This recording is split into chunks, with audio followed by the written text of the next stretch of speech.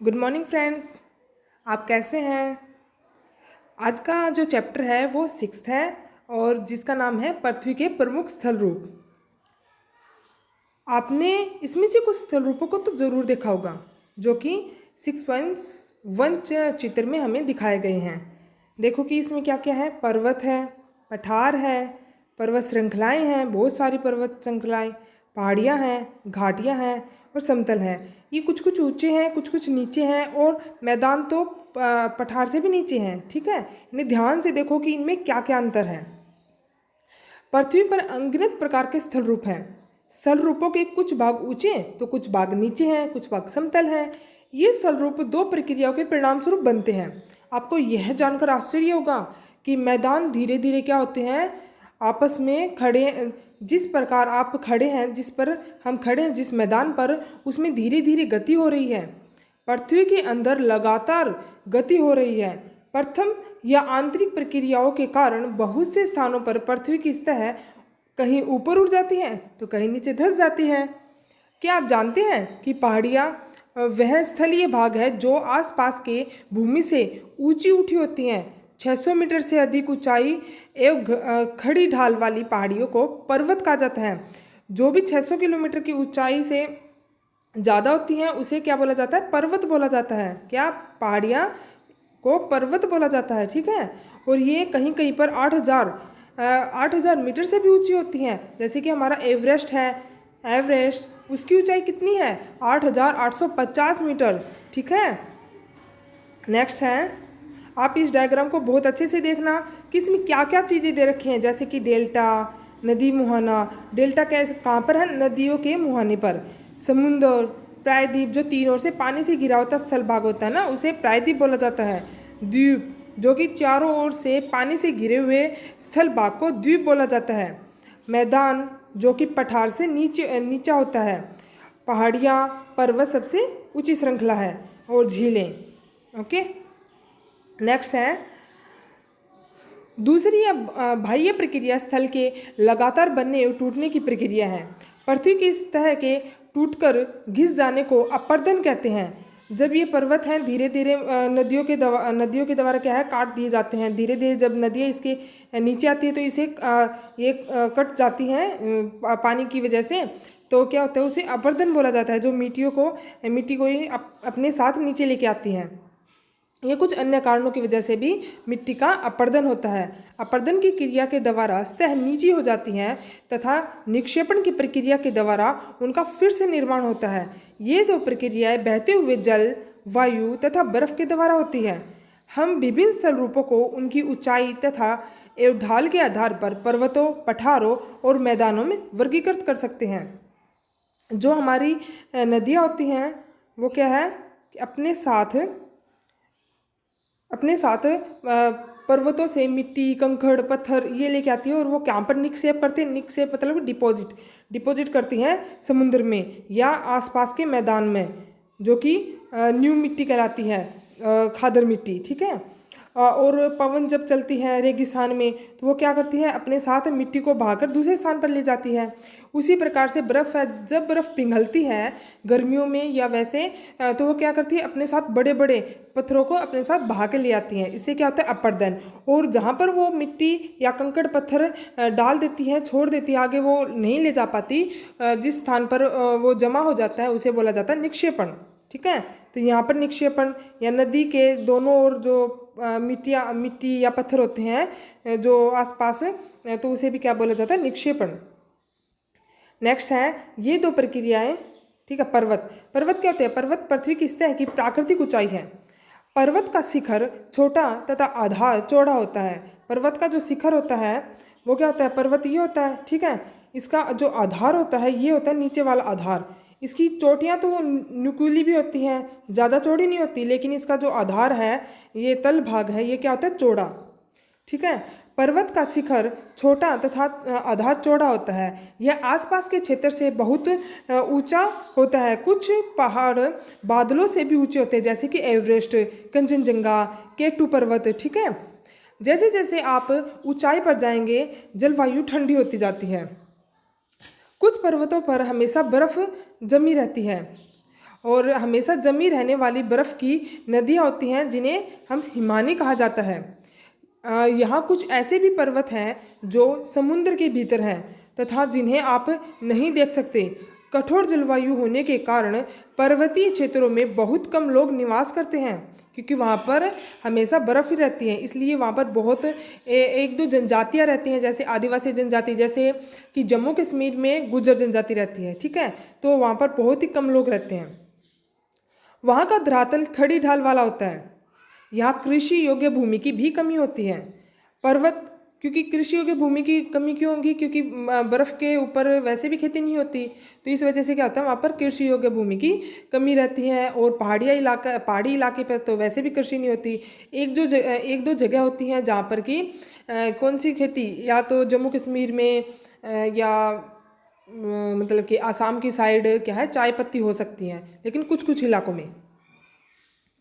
पर्वत एक रेखा के क्रम में भी व्यवस्थित हो सकते हैं, जिसे क्या बोला जाता है, श्रृंखला कहा जाता है। बहुत से पर्वत तंत्र समांतर श्रृंखलाओं के क्रम में होते हैं जो सैकड़ों किलोमीटर में फैले होते हैं। हिमालय, आल्प्स तथा एंडीज पर्वत क्रमशः एशिया, यूरोप और दक्षिण अमेरिका की पर्वत श्रृंखलाएं हैं। ये जो हमारा पीछे वाला चैप्टर था 5th, उसमें ये सारी चीज़ें बता चुकी हूँ, तो आप उसे भी ध्यान से देखना, ठीक है। क्या था, जो हमारा हिमालय पर्वत है जो कि हमारे नॉर्थ इंडिया के नॉर्थ में फैला हुआ है, ठीक है। इसकी सबसे ऊंची चोटी एवरेस्ट नेपाल में है, K2 सिक्किम में है, नहीं K2 सॉरी जम्मू कश्मीर में है, कंचनजंगा सिक्किम में है। आल्प्स पर्वत कहाँ पर है, यूरोप में। यूरोप आपने देखा था एशिया की इस साइड है, ठीक है। और दक्षिणी अमेरिका जो कि नॉर्थ अमेरिका के नीचे है। एक नॉर्थ अमेरिका में है रॉकीज पर्वतमाला, ठीक है। ये श्रृंखलाबद्ध है, ये लंबी लंबी है, ठीक है। जो सबसे लंबी है उसका नाम क्या है, एंडीज पर्वतमाला। पर्वतों की ऊंचाई एवं आकार में भिन्नता होती है। पर्वत 3 प्रकार के होते हैं, वलित पर्वत, भ्रंशोत्तक पर्वत तथा ज्वालामुखी पर्वत। वलित पर्वत क्या होते हैं, जो कि चट्टानों के टकराने से ऊपर उठे हुए भाग को वलित पर्वत बोला जाता है। मान लो 2 प्लेट हैं, वो धीरे धीरे आपस में सरक गई। ऊपर बताया गया है कि प्लेटें धीरे धीरे खिसक रही हैं, तो खिसकने से चोटी का निर्माण हो जाता है, तो उसे बोला जाता है वलित पर्वत। नेक्स्ट है ब्रंशोत्तक पर्वत। ब्रंशोत्तक पर्वत क्या होता है पता है, कि जब क्या हो जाता है, भूकंप आता है या फिर किसी जगह के धंस जाने से या किसी जगह के उड़ जाने से। ज्वालामुखी पर्वत क्या होता है, ज्वालामुखी के फटने से क्या होता है, जो लावा होता है वो बहुत ऊंचाई तक चला जाता है, जिसकी वजह से भी एक पर्वत का निर्माण होता है, ठीक है। हिमालय तथा आल्प्स पर्वत क्या है, वलित पर्वत है, जिनकी सतह उबड़ खाबड़ तथा शिखर शंक्वाकार हैं। शंक्वाकार मतलब कि न्यूक्लिये। नेक्स्ट है भारत की अरावली श्रृंखला, विश्व की सबसे पुरानी श्रृंखला। अरावली कहाँ पर है, राजस्थान में। अपर्दन की प्रक्रिया के कारण यह श्रृंखला घिस गई है। उत्तरी अमेरिका के अपलेशियन और रूस के यूराल पर्वत गोलाकार दिखाई देते हैं एवं उनकी ऊंचाई कम है। ये बहुत पुराने वलित पर्वत हैं, ठीक है। जब बहुत बड़ा भाग टूट जाता है तथा ऊर्ध्वाधर रूप से विस्थापित हो जाता है, तब जब मतलब कि बहुत बड़ा भाग जो है वो टूट जाता है, या फिर ऊर्ध्वाधर क्या होता है, वर्टिकली, ठीक है, नहीं ऊर्ध्वाधर वर्टिकली, ठीक है, वर्टिकली ये वाला वर्टिकली रूप से विस्थापित हो जाता है, तो उसे ब्रंशोत्तक पर्वत का निर्माण होता है। ऊपर उठे हुए भाग को क्या बोला जाता है, होस्ट, मतलब कि होस्ट बोला जाता है इसको, और इसको द्रोणियाँ, गैब्रोन, ठीक है। जो नीचे धसे हुए भाग को गैब्रोन बोला जाता है, ऊपर उठे हुए भाग को उत्खंड बोला जाता है। यूरोप की जो राइन घाटी है तथा वोस्जेस पर्वत इस तरह के पर्वत तंत्र के उदाहरण हैं। तो यूरोप में राइन घाटी, ठीक है, राइन घाटी और वोस्जेस पर्वत किसके उदाहरण हैं, इनके होर्स्ट और द्रोणी के। आगे है एटलस में दिए गए विश्व मानचित्र से इनकी स्थिति को देखें तथा इस प्रकार के भू आकृति के कुछ और उदाहरण का पता लगाएं। ज्वालामुखी पर्वत ज्वालामुखी क्रियाओं के कारण बनते हैं। अफ्रीका के माउंट किलिमंजारो, जापान के फ्यूजियामा इस प्रकार के पर्वतों के उदाहरण हैं। पर्वत बहुत लाभदायक होते हैं। पर्वत जल के संग्राहक होते हैं। बहुत सी नदियों का स्रोत पर्वत में स्थित हिमालयों में होता है। कैसे? जैसे कि जो हमारी गंगा है, ब्रह्मपुत्र है, ये क्या है, ये पर्वतों से ही निकलती हैं। ठीक है, जैसे गंगोत्री से, या ऊपर क्या है, गंगा के ऊपर जो वो है, इसकी सहायक रिवर है, जैसे यमुना है, तो ये क्या है, यमुनोत्री से निकलती है। तो उससे ये भागीरथी और अमरकंटक उससे मिलकर बनती है। तो इससे क्या होता है कि जो पर्वतों पर ऊंचे शिखर पर बर्फ जम जाती है, जिसकी वजह से कि वो जब पिघलती है थोड़ी बहुत, तो नदियों में पानी आता है। नेक्स्ट है, जलाशयों के जल को लोगों तक पहुंचाया जाता है। ठीक है, पर्वतों के जल का उपयोग सिंचाई तथा पनबिजली के उत्पादन में किया जाता है। नदी घाटियां तथा वेदिकाएं कृषि के लिए उपयोगी होती हैं। पर्वतों में अलग अलग प्रकार की वनस्पतियां तथा जीव जंतु पाए जाते हैं। वनों से हमें ईंधन, चारा, आश्रय तथा दूसरे उत्पादन जैसे गोंद, रेजिन इत्यादि प्राप्त होते हैं। सैलानियों के लिए पर्वतीय भाग उपयुक्त स्थान हैं। वे पर्वतों की यात्रा उनकी प्राकृतिक सुंदरता को देखने के लिए करते हैं। विभिन्न प्रकार के खेल जैसे paragliding, hang gliding, river rafting तथा स्कीइंग पर्वतों के प्रचलित खेल हैं। क्या आप हिमालय में स्थित कुछ ऐसे स्थानों के नाम बता सकते हैं जहां से ये खेले जाते हैं, ये जो गेम है ये खेले जाते हैं? ये देखो, ये ज्वालामुखी है, ये वाली देखो। ठीक है, धीरे धीरे जो ऊपर आई तो इसकी राख, भाप और गैस ये ऊपर की ओर उठी, तो इसे क्या है, धीरे धीरे पर्वत का निर्माण हो गया। तो ये ज्वालामुखी पर्वत का एक उदाहरण है। पठार ऊंची हुई एक सपाट भूमि है। ठीक है, जो पर्वतों से नीचे होती है। यह आसपास के क्षेत्रों से अधिक उठा हुआ होता है तथा इसका ऊपरी भाग मैज के समान सपाट होता है। पर्वत क्या होते हैं, नुकीले होते हैं, बल्कि ये क्या होते हैं, मैज के समान सपाट होते हैं। देखो ये वाले, ठीक है, ये नुकीले नहीं होते ऊपर से। फिर है इनकी ऊपरी भाग मैज के समान सपाट होती हैं। किसी पठार के एक या एक से अधिक किनारे होते हैं। उनकी ढाल खड़ी होती है। पठारों की ऊंचाई प्राय कुछ 100 मीटर से लेकर कई हजार मीटर तक हो सकती है।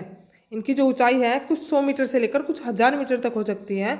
पर्वतों की तरह पठार भी नए या पुराने हो सकते हैं। भारत में दक्कन पठार पुराने पठारों में से एक है, जो कि महाराष्ट्र में फैला है। केन्या, तंजानिया तथा युगांडा, ये पूर्वी अफ्रीका पठार तथा ऑस्ट्रेलिया या पश्चिमी पठार इस प्रकार के उदाहरण हैं। तिब्बत का पठार, जो कि हिमालय के नॉर्थ में है, विश्व का सबसे ऊंचा पठार है। इसकी जो ऊंचाई है वो कितनी है, समुद्र तल से 4000 से 6000 मीटर तक। पठार बहुत उपयोगी होते हैं क्योंकि इनमें खनिजों की प्रचुरता होती है। यही कारण है कि विश्व के बहुत से खनन क्षेत्र पठारी भागों में स्थित हैं। अफ्रीका का पठार सोना हीरा के खनन के लिए प्रसिद्ध है। भारत में छोटा नागपुर के पठार, जो कि बिहार झारखंड के पास है, पठार में लोहा, कोयला और मैग्नीज के बहुत बड़े भंडार पाए जाते हैं। पठारी क्षेत्रों में बहुत से जलप्रपात हो सकते हैं क्योंकि यहाँ नदियाँ ऊंचाई से गिरती हैं। और भारत में छोटा नागपुर पठार पर सुवर्णरेखा नदी पर स्थित हुंड्रू जलप्रपात तथा कर्नाटक में जोग जलप्रपात इस प्रकार के जलप्रपातों के उदाहरण हैं।